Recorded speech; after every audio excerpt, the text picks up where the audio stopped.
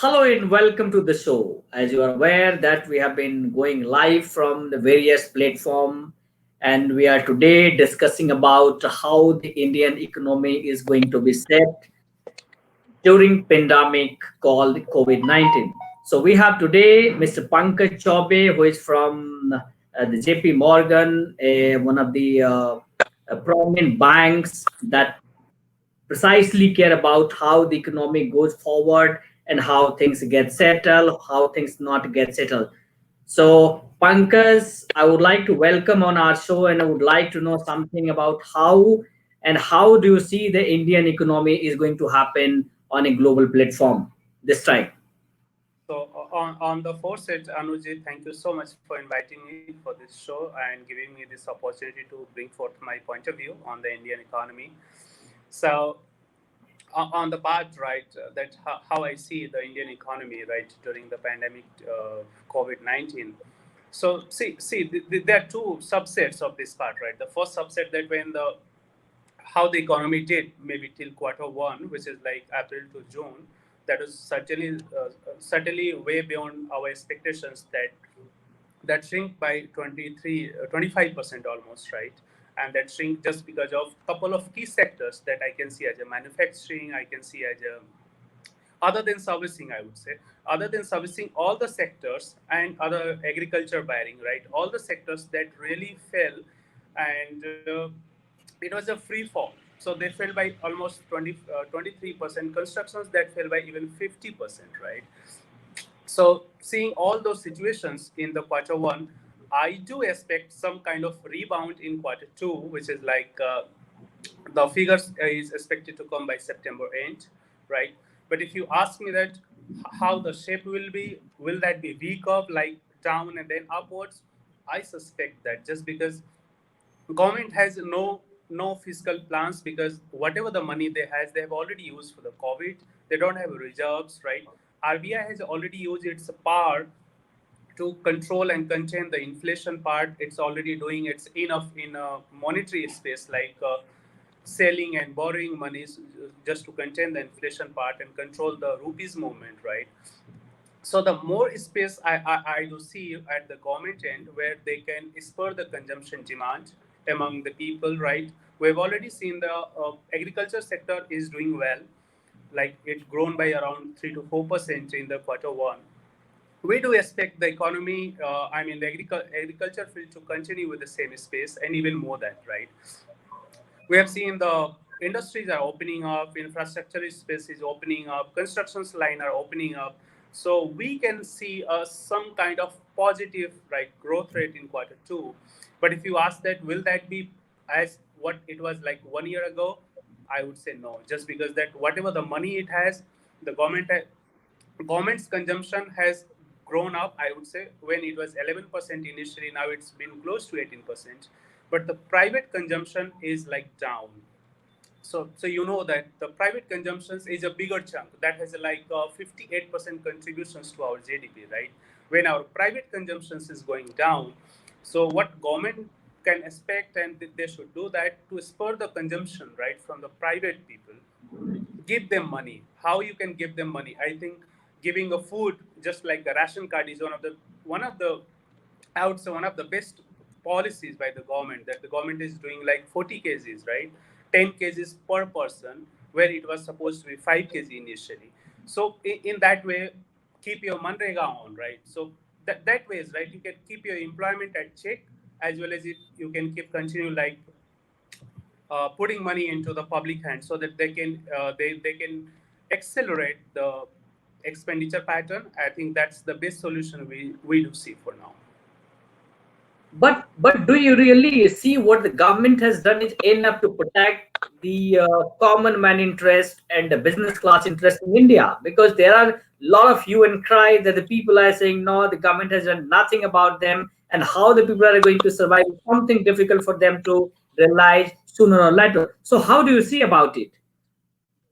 See, I'll be very blunt to say that when you say common man, it's a common man is like in India, since it's a developing country, so we have a rich guy only close to 10%.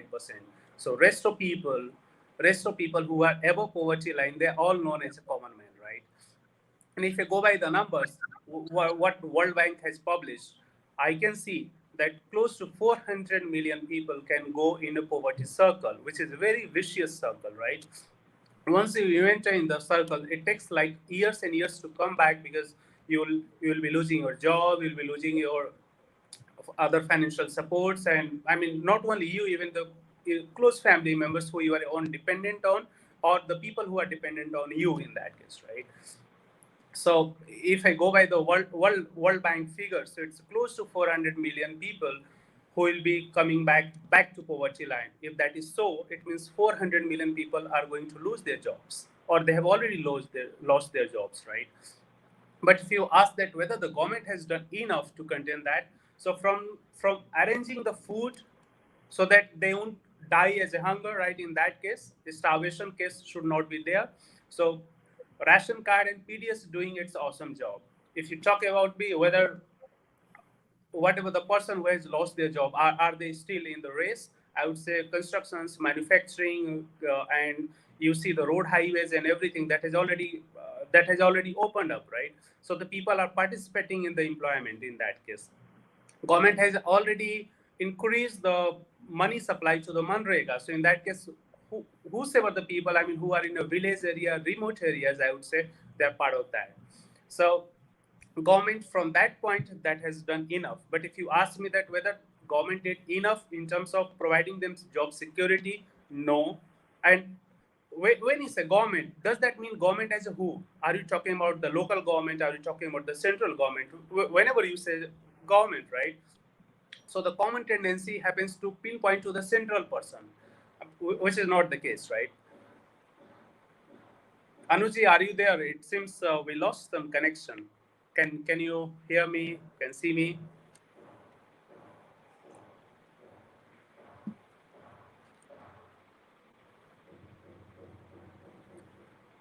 Anuji, can you hear me? Can you see me?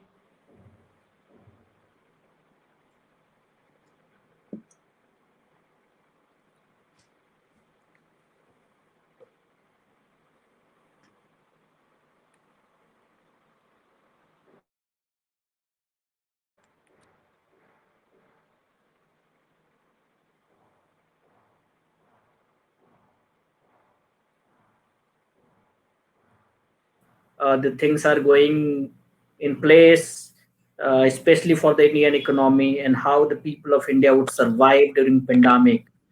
So I think we have a lot of things to discuss. We wanted a lot of things to be discussed on, and we wanted to see how India could get progress even during the pandemic, and how the middle class of India would survive, because there is a huge number of middle class in India who are really in the crisis today, and because there are certain people whose EMI have to go, certain people who have different kind of expenditure, and it is exactly the people have to get on from them. So Pankaj, can you hear me now?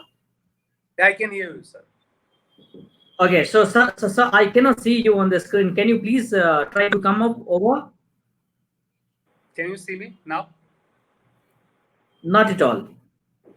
Okay, it must be coming up in that case. I thought we lost connection like few seconds Yes, ago. yes, there was some connectivity issue. We cannot, control over. It is not in our control to how, It's you know. it's expected that technical glitch is something that can happen anywhere, right? So Yeah, that's pretty yeah. okay. Can you see me now? No, I cannot. I think there is a problem from your side. Just tell me, give a thumbs up in case you can see me, right?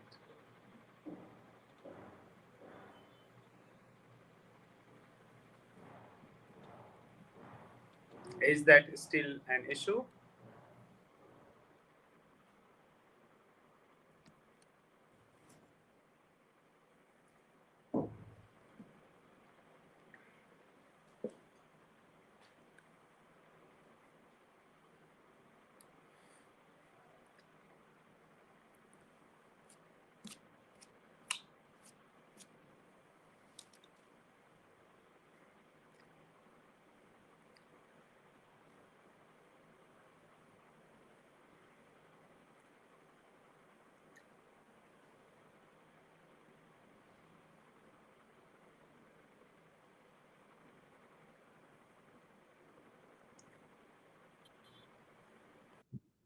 Yeah, yeah, please. Yeah, go ahead. Okay. Okay. Yeah. All right. So, can you come up with your question? Sorry, I lost in the middle of that. Okay, so the next question that goes that, as you understand, as you also know, that India has a large number of middle class, and they have certain problems. They are facing certain problem. There is job loss. There is a business down because there is a number of people. They are also trying to set up their small kind of business, small enterprises, and they also got some losses around it. So how do you see that they are coming from that kind of jerk? Should government of India or the government of a state, help them? If it is so, how much they can do it? Okay, okay, got it. So if you ask me, looking at the middle class, so I certainly look at with the two angle. The one is like whether you have enough food to survive, right, and whether you have a shelter to stay within your home, which are the two key indicators, right, to be, I mean, to carry on a good and respected life, right. So I have seen that government of India has already announced that till Chhat Puja, I would say, which is going to be somewhere in November. So at least till November, the PDS has already given 100% extra food grains, and even to the people who have not their ration card. So this is a very big push by government of India from the food point of view, right? If you ask me from the shelter point of view, like middle class, they are able to pay their EMIs, like the job is lost and some kind of things. So government has already given indicators that that continuation of that moratorium is already extended. But having said that, they are likely to pay interest, right? So paying interest is something which is really sub judice because that's in Supreme Court. But I mean, so many legal aspect is there. I would say that just to survive a common bank should fall because even the bank are taking their monies from there only to sustain and carry on their business operations, right? If you ask me that why not they should exempt everything and they should take the money from government. So in that case, government of India can only provide money to the central banks like SBI's, PNBs and all, right? They will be providing monies to SDFC, IndusInd Bank and other banks to sustain and continue their business, right? So that's imperative with their banks how they want to carry on their business to be more empathetic during the pandemic. So on the two front, like monetary as well as from the food side, I'm very much clear that government of India is doing enough so that the common person, I would say per se, not only common person, even that life matters to even the rich people because the business is shut, right? They have so many obligations. I can see the malls and other things. You need to pay their money. I mean, monthly rents, but your shops is not opening up, right? So in that case, whether it's a common man, it's a rich guy, it's a poor guy, pandemic has hit everyone. I can see since I also doing a trading in the stock market business, like I can see all the business from like let's take example of VIPs, Raymond, their stock prices has shrink by close to 80%. Can you imagine if your wealth is like shrinking by 80%? And take example, it's happening everywhere, right?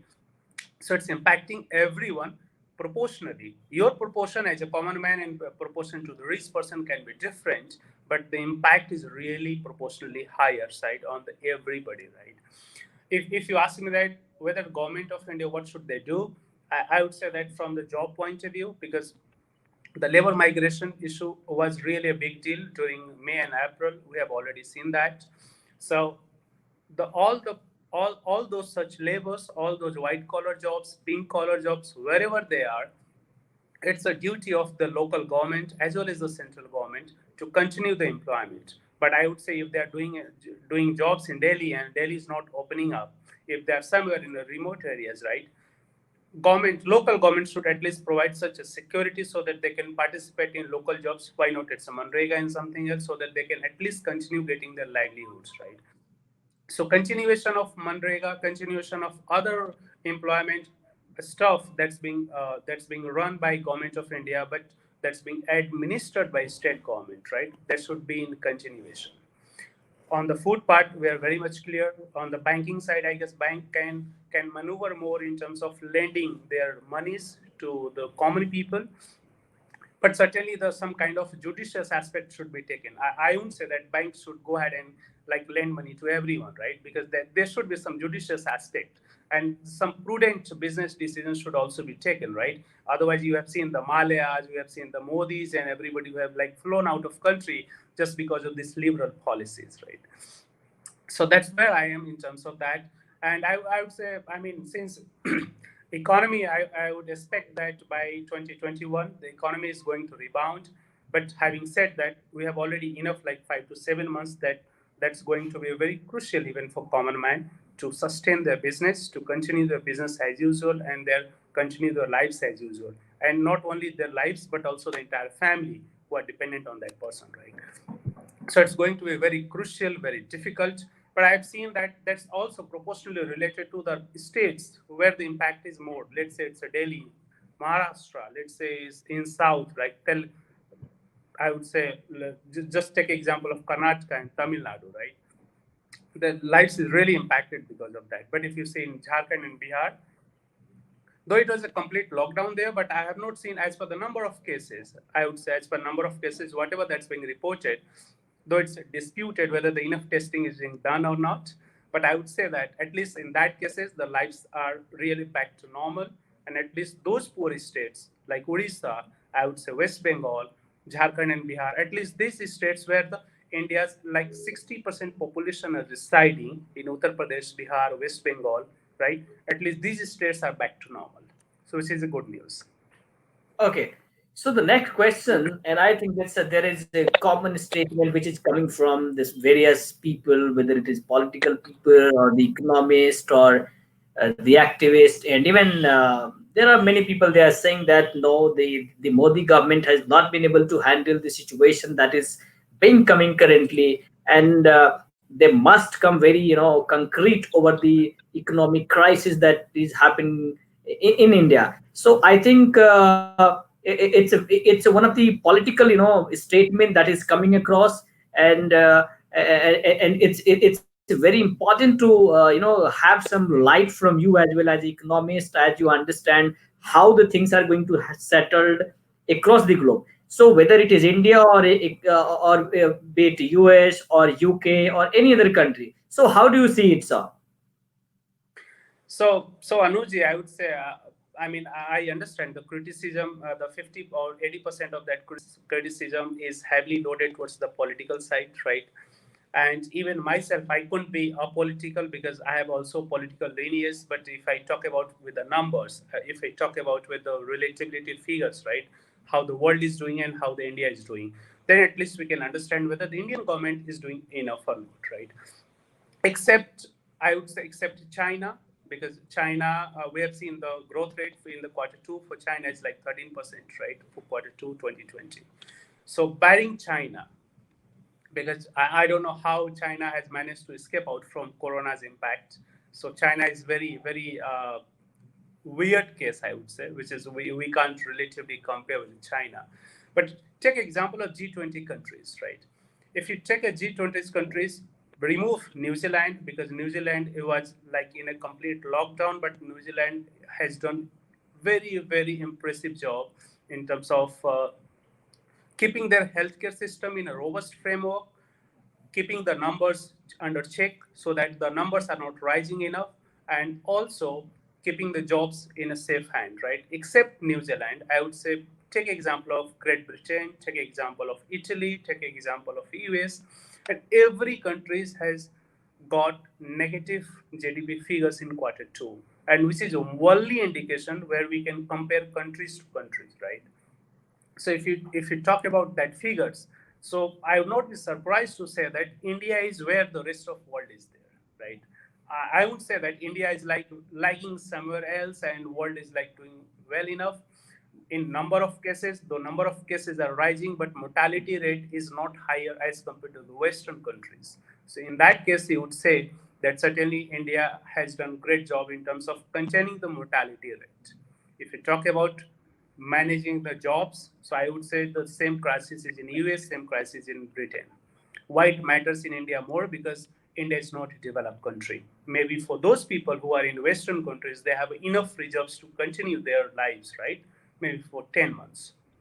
In India, that's not a case. And if that is so, so India is such a federal structure that the job and employment responsibilities lies also with the respective local governments. And if they have their own people, they should give them enough opportunity to continue their lives, right? How they can support them in terms of loans, in terms of employment, in terms of foods, it's up to them. But if I talk about the central government is already opening every industries, right? We have also seen that initially the life was the core at risk, because when the lockdown was initiated on 22nd March 2020, the government's only objective was just to save lives, right?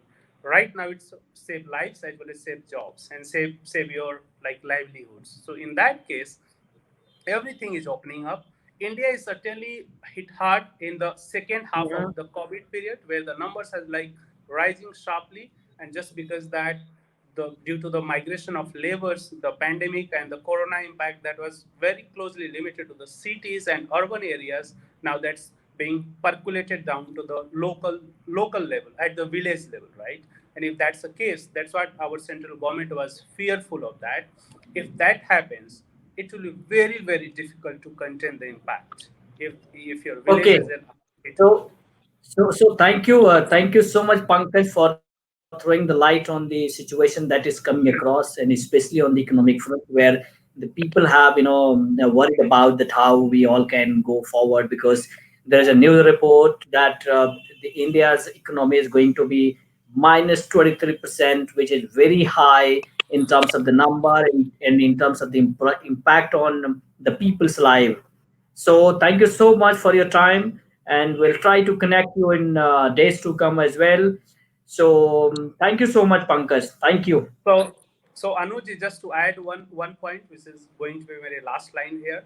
So India Yeah. economy contracted by 25% in quarter 2, but if we read the World Bank report, so you can see that emerging economy, including China, India, and Indonesia, these are the three countries which are part of emerging countries. They are likely to get the positive outlook in the coming time. So I would say India is just about to rebound in coming times. This was very worst scenario, not a comparable figure at all, right?